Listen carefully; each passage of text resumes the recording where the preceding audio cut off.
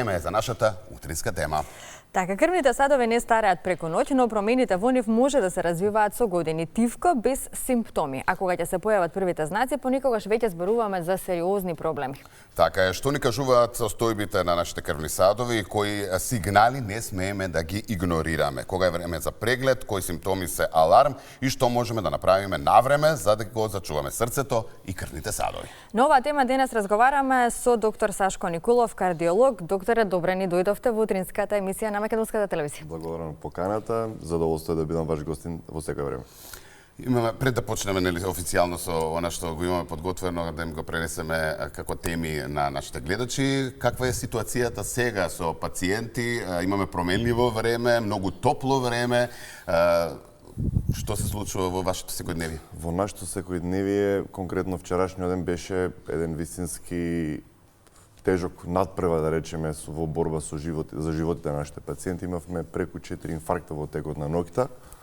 И пред да тргнам према Скопје, имаше уште еден кој што само што стигна. Така да самото време, самата жештина, па овие нагли порасти на температурите, промените на температурата, спарноста на атмосферскиот воздух предизвикува пукање руптура баш на темата што најавивте на крвните садови, односно на плаките на крвните садови со создавање на миокардни инфаркти.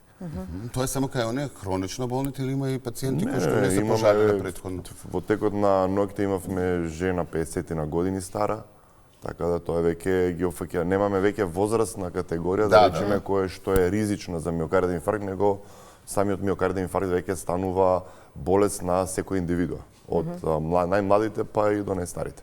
И кои се оние симптоми кои што не смееме да ги игнорираме? Кои се оние први предупредувачки знаци дека нешто не е во ред со срцето кога веќе еве започнавме?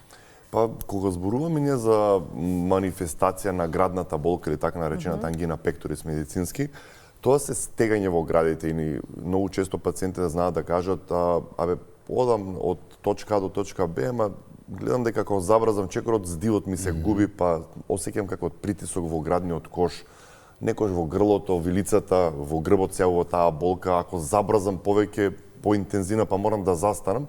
И пациентите во овој момент одлучуваат да го намалат својата физичка активност. Да одат поспоро или да користат автомобили или не знам, алтернативни или на крајот да не одат, или да не вежбаат. И тоа ќе трае 5-6 дена, 7 дена, додека не влошат симптомите, станат поинтензивни, до овие болки при помал физички или поинтензивен физички напор се јавуваат и во умирување. И тек тогаш ќе дојдат кај нас во болница, ќе направиме ЕКГ, веќе на ЕКГ-то ние гледаме промени во електрокардиограмскиот сигнал дека срцето страда за крв, не прима доволно крв, па ќе направиме ехо, па ќе направиме доплер, оние кои што треба ги праќаме на стрес тест и на крај сите завршуваат во селективна коронографија, односно народно кажано бушење, каде што буквално ние преку раката влегуваме во крвните садови, ги снимаме и точно знаеме на кое место е стеснувањето и дали тој пациент треба да добие стент или пак кој е на повеќе крвни жили фатена болест, да треба да го пратиме за аортокоронарен бајпас или операција на срце, народно кажано. А кога е тоа аларм за итна реакција? Па видите, дали на првично стегање или треба нашите пациенти, на нашите сограѓани првите симптоми, губење на здивот, малаксаност, значи ако една рута што ја шетале секој ден или сега не може да ја шетаат, тоа е веќе аларм дека треба да посетат доктор, да направат барем каиматичен едно ЕКГ врз база на тоа да се јават на доктор за да се започнат сите оние неинвазивни испитувања кои што се многу битни да го превенираме процесот на развивање на таа атеросклеротска болест на крвните садови, за да не дај Боже при ваквите промени на температурни разлики кои што ги имаме, климатизирани простори, топло време надвор, да дојде до прскање на тие плаки, стварање тромби во крвните садови, дали тоа ќе бидат на срцето, на мозокот, на белите дробови, на цревата, да се створи инфаркт, односно прекинат доток на крв до соодветен орган. И тоа е веќе животозагрозувачка состојба на самиот пациент и веќе се бориме за неговиот живот. Без разлика што во нашата држава имаме ние во повеќе градови перфектни интервентни кардиолошки тимови кои што работат на многу високо ниво.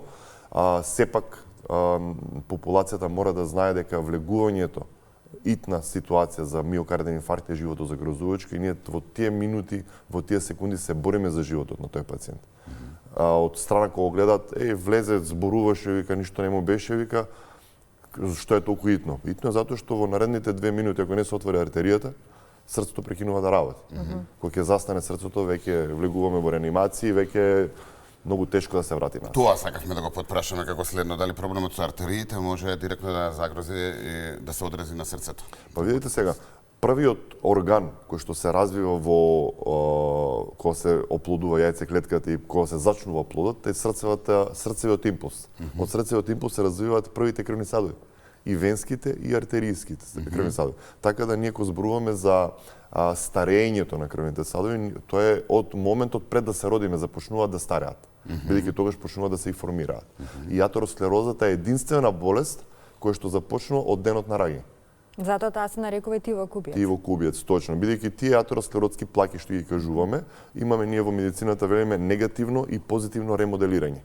Дали плакот ќе се развива од надворешната страна на крвниот сад, а нема да го интактира луменот, или ќе се развива внатре према луменот на крвниот сад да се шири, со што ќе го стеснува протокот на крв низ истата артерија и нема да дозволува да срцето или мускулот на ногата или мозокот во даден момент кој има побарувачка на крв да добие доволно крв баш поради тоа стеснет лумен на буквално како задната цевка. Може да напредува без никакви симптоми? Па секојаш и започнуваат без симптоми. Кога ќе почнат симптомите, веќе зборуваме за сериозно критично стеснување на крвните садови и тоа бара, како што кажавме премалце, неинвазивни тестови за да стигнеме до инвазивните процедури. На колку време е потребно да се прават сите тие испитувања за да не дојде до некој проблем подоцна? Па ние кога учевме медицина до 2006 година, вели над 55 години веќе треба луѓето да влезат во процес на ехо, ЕКГ и така натаму. Веројатно границата се намали. Меѓутоа, ако кажеме дека во Штип најмладиот инфаркт бил на 23-4 години, момче на 24 години инфаркт, веќе секој индивидуа треба барем во зависност од возраста еднаш во годината да направи ехо на срце, да направи еден коронарен стрес тест, да направи 2 пати до 3 пати комплетна лабораторија каде што ќе го испитаме вкупниот холестерол, меѓутоа многу битно да ги испитаме и односот на лошиот и добриот холестерол, бидејќи овој однос е фактички главната компонента за развивањето на атеросклеротската болест. Ако односот е 1:3, лошиот холестерол веќе прави воспалителни реакции на крвните садови, ја забрзува таа атеросклероза и формирањето на тие масни наслаги на крвните садови и тоа е веќе симптоми, знак дека овие пациенти се во групата на високоризични за стварање на срцево затајување или срцева повреда поради срцев инфаркт. Колку високиот крвен притисок, покачениот холестерол и шеќерот во крвта го забрзуваат оштетувањето на... Па ние ако замислиме дека крвниот сад, поготово артерискиот крвен сад е еластичен крвен сад, тоа може да се шири и да се собира. Кога имаме обезност, дебелина, ние имаме масни наслаги. Јасно. Срцето мора да пумпа 3 пати посилно, а рачунете дека едно срце работи како земете тениско топче и силно го стиснете во раката. Секоја негова пумпање 2,5 билиони пати во еден животен век, со такво стегање мора да ја изврати крвта 5 литри крв да ги врати во една минута. И рачунете дека ако имаме масни наслаги, она мора да пумпа 3 пати посилно за да ја опкрви таа масна наслага. И тогаш крвниот сад се обтегнува и тоа може да трае 1 месец, 2 месеца, 3 месеца и после долго обтегнување како еден ластик ја губи својата еластичност, станува ригиден. Кога ќе стане ригиден, значи самиот крвен притисок предизвикува ригидност на крвните садови, а тоа ја забрзува атеросклерозата и појавата на овие атероматозни плаки. Обезноста, дијабетот од другата страна пак се воспалителни, да речеме, индикатори кои што предизвикуваат воспалување на зидовите на крвните садови и уште толку побрзо ја забрзуваат атеросклеротската болест и стварање на плаките. Така да тоа е еден циркулум витиозус каде што крвен притисок дебелината предизвикува крвен притисок, ригидност, атероматоза, инфаркт. Едно со друго е се поврзано баш така. Каде се спуштиме до нозете, проширените вени често се доживуваат како естетски проблем, кога тие стануваат медицински проблем и кои симптоми не треба да ги игнорираме? За жал се уште се води една полемика во Македонија, па да речеме може и во некој дел од балканскиве земји, дека периферните проширени вени на нозете се естетика, не, апсолутно не, бидејќи ние се зборуваме преку артеријата, ја носиме крвта до нозете. Меѓутоа, циркулаторниот систем има врска да ја врати се крвта назад до срцето. ме разбирате, да ги собере тие штетни материи кои што се ствараат метаболни продукти, да се прочистите преку црниот дроб и белите дробови и да се врати повторно. Така да, ако имаме проширени вени, тие задржуваат крвта, не работи клапниот систем на вените, и срцето треба да се мачи да пумпа повеќе крв за да ја бутка венската крв назад. Значи ние повторно имаме оптоварување, покачување на крвен притисок, зголемување на ригидноста на артериските крвни садови поради проширените вени. Точно пред 2 години имавме една студија каде што докажавме дека поради проширените вени на нозете се јавуваат запушување на артериските крвни садови. И со решавањето на венскиот систем ние ја олеснуваме артериската циркулација. Така да пред 4 месеци во Софија имавме Европски конгрес на венолози кои што доктори, колеги хирузи кои што работат третман на вени. Во Франција 10 години веќе површниот венски систем, односно проширените површни вени се впаѓаат во групата на болести. Не на естетски проблем. Баш конкретен симптоматски васкуларен симптом и проблем кој што е ставено во групата на третмани, каде што пациентите морат да направат доплер на вени, морат да направат третман на вени со цел да се намали ризикот од појавата на рани на нозете, отоци по нозете, грчеви во спиење, неможност за функционирање и така натаму. Само да ги поделиме и да направиме разлика. Разликата меѓу проблемите со вените и проблемите со артериите на нозете. Значи, тука ние медицината веќе е еден орган. Артерискиот систем ја носи, венскиот крв ја собира. И тоа е еден циркулаторен систем. И ние, за жал, ги делиме во држава доктори кои што работат артерија и доктори кои што работат вени. Фактички ние сите не треба да работиме и венскиот артерискиот систем, бидејќи без добар артериски систем вие го нарушувате венскиот систем. Со нарушен венски систем вие го нарушувате артерискиот систем. А двете заедно прават еден комплетен циркулаторен систем кој што подобрува циркулација, подобрува функционалност на мускулатурата, подобрува функционалност и еластичност на кожата и дава еден квалитетен здрав живот. А кои се симптомите преку што не треба да чекаме да поминат сами, туку веднаш треба да побараме медицинска помош? Значи, кога зборуваме за проблемите со вените, првите симптоми се чувство на пецкање и чешкање по нозете, чувство како да те греве нешто по нозете. Кога ќе постоите 5-10 минути на исправени во место, да не се движите, имате чувство како буквално со шајка некој да ви боди во самиот мускул. Кога ќе си дојдете дома навечер, кога ќе легнете да спиете, имате чувство боцки, пецкање во нозете, жежење во нозете, кога ќе си офатите стапалото или подколеницата, таа е ладна. И тоа го викаат американците restless leg syndrome. Цело време кога ќе легнете да спиете, морате да ги мрдате нозите, да ги вадите под чаршавот, надвор од креветот. Секој допир со самиот од кревет или со кревет или со другата нога предизвикува една нелагодност на самата нога. И грчевите во листовите за време на спиење се еден од главните симптоми кои што пациентите ги занемаруваат и одат на ортопед, на физијатар, и тек кога ќе поминат сите тие работи, а не поминуваат грчевите и болките во нозите, ќе додат на доплерист или доктор што гледа доплер и ќе види проширени вени, им проблемот во вените. Така да овие симптоми водат према промена на бојата на кожата, да стане таа темна, па процес на отварање на помали рани, па процес на отварање на поголеми рани, и на крајот зборуваме комплетно нарушување на самата контура на кожата, изгледот на кожата со рани, со проширени вени, како буквално релеф од цртеж од вени по целите носи. Јас се замислив дури. Да. Се преиспитував себе си, чекај. Исто. На која возраст, да речеме, од која возраст се појавуваат овие симптоми? За жал, проширените вени е генетски проблем.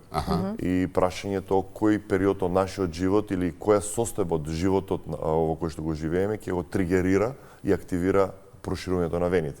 Имаме пациенти од 15-16 години со проширени вени веќе.